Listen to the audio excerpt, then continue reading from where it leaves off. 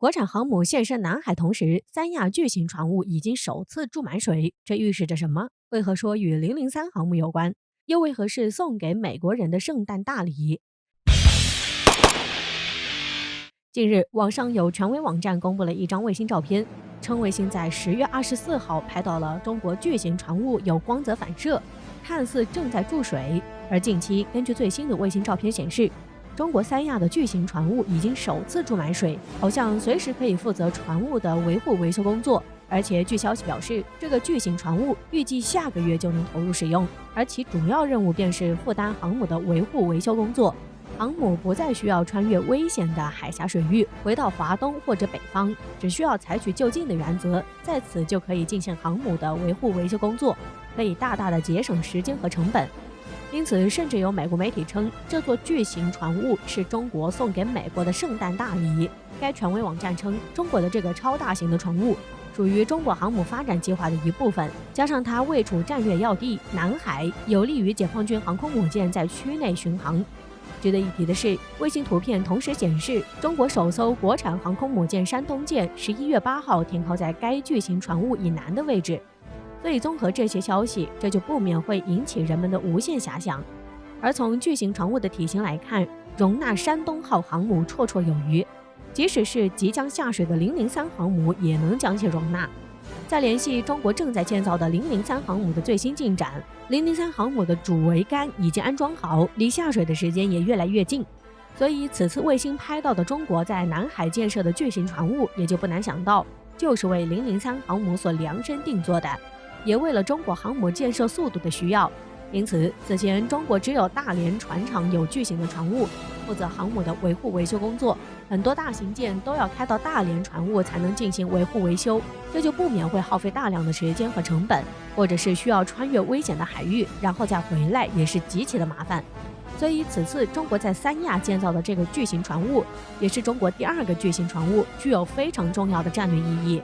而且在003航母即将下水试验的前期，更加是具有不一样的意义，也给人联想到003航母的下水又进了一步，仿佛就是万事俱备，只欠东风了。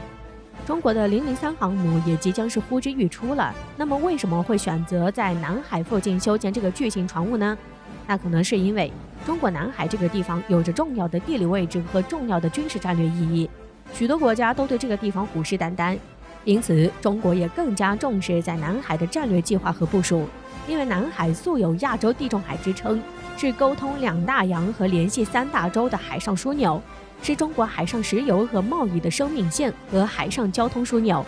值得一提的是，在中国通往国外的39条航线中，有21条通过南沙群岛海域，60%外贸运输都要从南沙经过。加上中国近些年来随着经济的高速发展和能源需求的激增，促使中国一跃成为世界最大的石油进口国之一，而进口原油的4%是通过马六甲海峡运输的。马六甲海峡船只总量的60%都是中国的船只，所以南沙群岛周边海域已经成为确保国家能源和贸易安全的生命线所在地。因此，南沙群岛有着非常重要的军事战略地位。所以，中国加强南海建设，对维护中国领土主权完整具有非常重大的意义。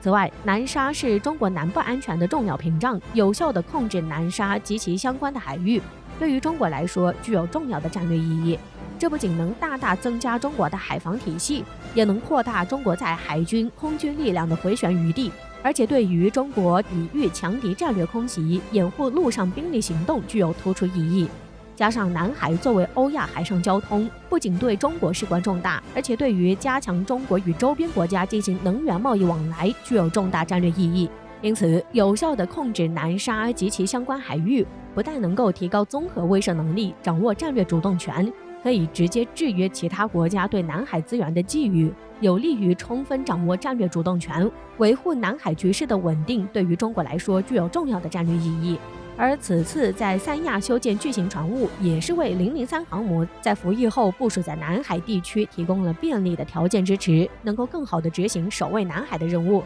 也能够对外界产生巨大的震慑作用。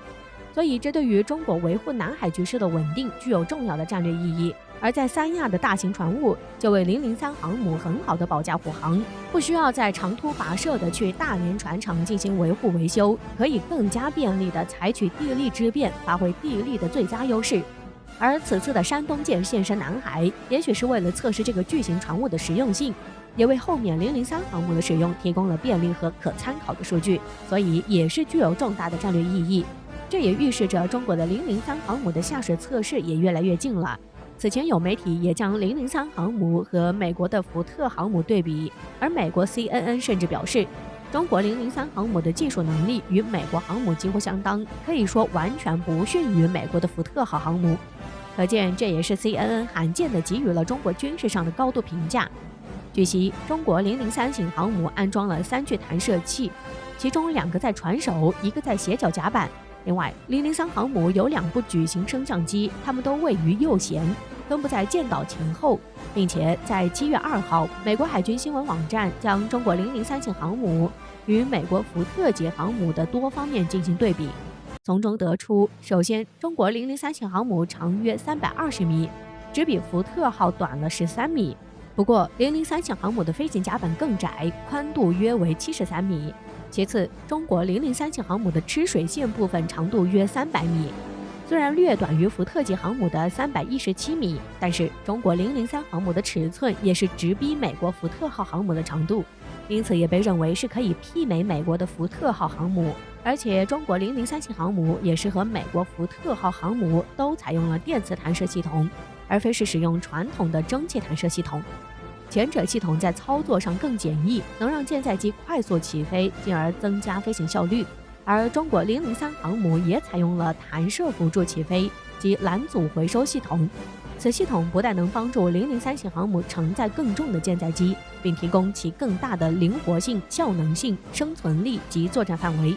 此外，中国的003型航母将搭配空警600，以提升航母战斗群的感应力和探测作战范围，极大地提高了航母的作战能力。并且对比美国的福特号航母，中国的003航母在研制的过程中都没有像美国这样接二连三地出现问题，而是井而有序地进行中。并且中国003型航母在吨位上和美国福特级航母是一个级别的，而且长度也是仅比美国福特号航母短了17米。所以都是这样难度的航母，中国确实没像美国福特号航母一样频出错误，相反更加的稳当和有序，也反映出了中国在航母研制的技术上取得了重大的突破。加上中国在003航母的建造过程中实现了数千项关键技术的突破，实现了一类配套设备100%的国产率，这也是相当厉害的成就。